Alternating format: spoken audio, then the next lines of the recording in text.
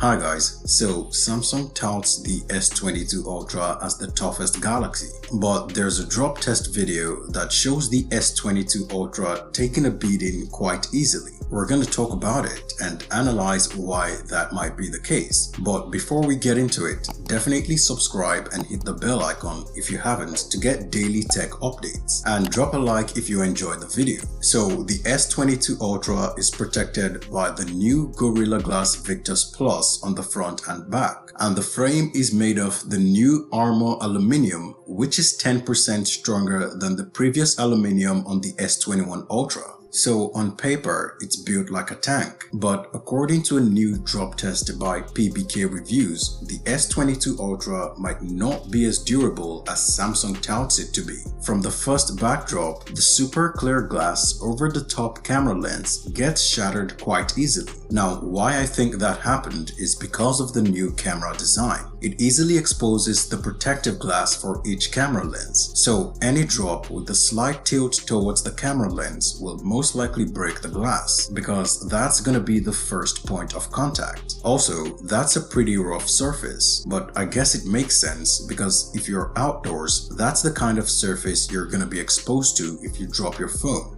The next drop on the bottom side scuffed up the new Armor aluminum frame quite badly. But it should be expected because this is still aluminum and not stainless steel or titanium. He then went ahead and dropped the phone directly on the side of the display where it curves, and that was an absolute disaster. He managed to get it to fall directly on the side of the display where it curves, which was the first point of contact. And the second point of contact was the exact other side of the screen, the second curved edge, which are the two weakest parts of the display. There is no way it wouldn't have cracked. You'd be hard pressed to get your phone to fall directly on the edge of the screen where it curves. More often than not, it falls on the corners, and because of the curved display, the edges are going to be weaker than on a flat display. But if it falls face flat, then it's not going to crack as easily as if it drops on the edges. Take a look at this Note 20 Ultra's face drop test by PhoneBuff. It didn't crack easily when it fell flat on the face. Now, PBK also did a face drop for the S22 Ultra,